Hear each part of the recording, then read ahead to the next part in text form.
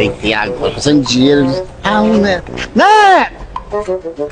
Ô, Jéssica, desce aí! Que daí, macho? Não, segredo! Segredo?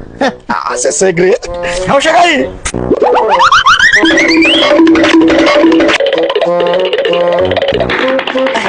E aí, Jéssica, qual o segredo? Ei, me arruma 100 reais aí, Ana. 100 reais? Rapaz, que tu não falou aqui de baixo mesmo, cara? Pra eu descer 3 andares, mano. Tem vergonha, macho. Vergonha? Pois tá bom, bora.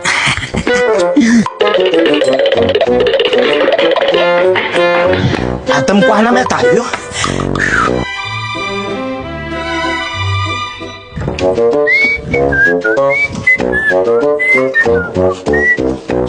Que foi?